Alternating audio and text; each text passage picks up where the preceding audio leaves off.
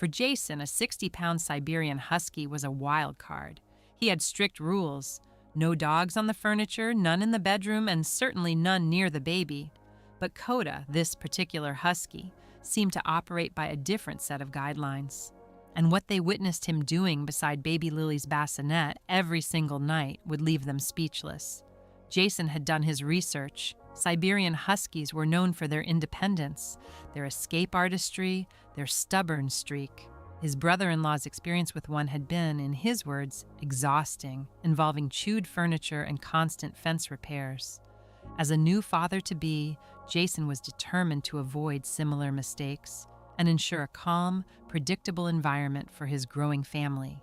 He envisioned a household with clear boundaries, especially regarding a large, powerful dog. He crafted 3 clear rules: no dogs on the furniture, no dogs in the bedroom, and absolutely no dogs near the baby. These weren't just arbitrary commands. They were born from a deep-seated desire to protect his unborn child and maintain order, believing a well-behaved dog was a dog that understood its place. Koda arrived on a brisk Saturday morning in March. He had been found tied to a parking sign at a gas station 40 minutes outside Denver, left with a simple note: "Can't keep him. He's a good boy." At 8 months old, Koda was 61 pounds of striking gray and white fur, with pale blue eyes that held a perpetually mild, almost disappointed expression. He walked into their home with a quiet dignity, exploring each room with a slow, deliberate sniff, as if evaluating his new surroundings. He wasn't boisterous or immediately affectionate. He was observant, taking everything in. Jason and Rachel had expected a whirlwind of energy, but Koda's calm demeanor was the first surprise, a silent contradiction to the husky reputation they had read about. From the very first week, Koda began to test Jason's carefully laid rules, not with aggression, but with a quiet, methodical persistence that was almost disarming. He would place one large gray and white paw on the edge of the living room couch, then look directly at Jason, his pale blue eyes unblinking, waiting for a reaction.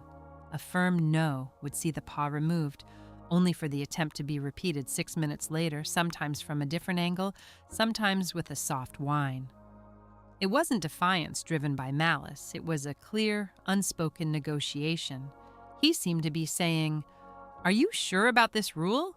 Let's just try one more time." Jason found himself both frustrated and, to his surprise, slightly amused by Koda's unwavering strategy. By the end of week 2, Koda had mostly conceded the furniture rule, largely sticking to his bed in the living room. The bedroom, however, was a different challenge entirely.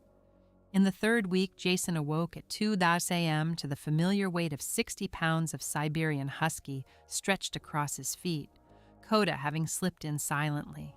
He gently nudged Koda, leading him to the hallway with a firm, whispered no.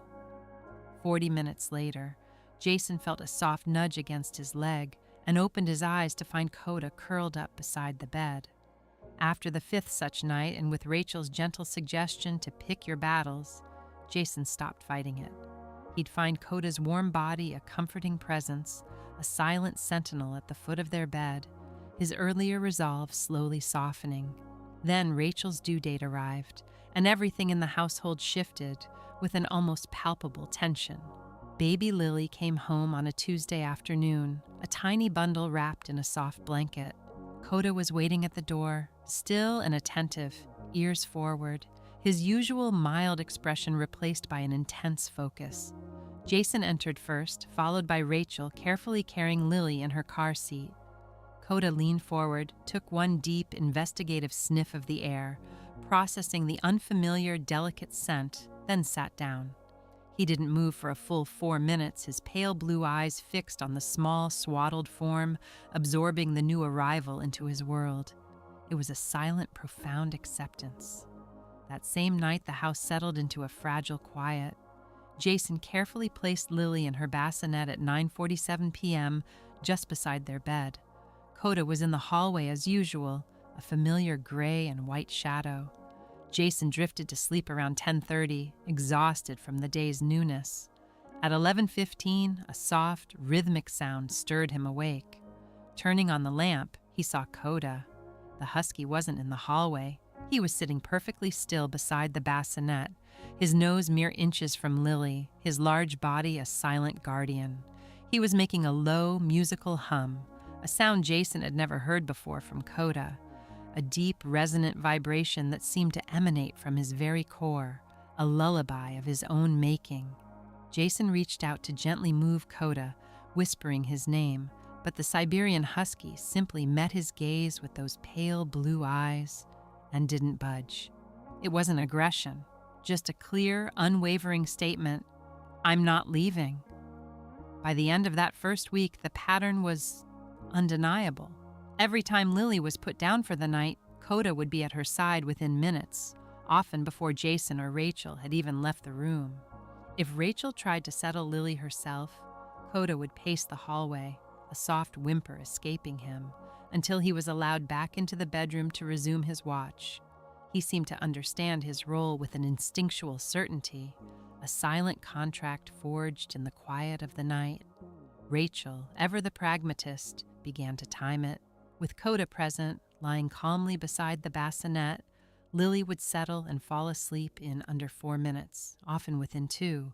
Without him, she would cry for an average of 19 minutes, sometimes longer, before finally drifting off into a restless sleep. 19 minutes versus 4, every single night. The difference was stark and undeniable. The weeks that followed solidified a bond no one had anticipated. Koda stayed within 6 feet of Lily during the day, a quiet, constant presence, moving from the living room rug where she played to the nursery door when she napped, always watchful, always near. When visitors arrived eager to coo over the new baby, Koda would simply stand, repositioning his 60 pounds of fur between them and Lily. He wouldn't growl or bark.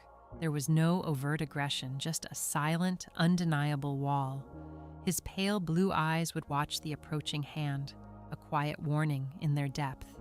Rachel's mother, initially nervous about the large husky, constantly reminding them of their "no dogs near the baby" rule, soon found herself hand-feeding Koda pieces of her sandwich, acknowledging him as a very good boy.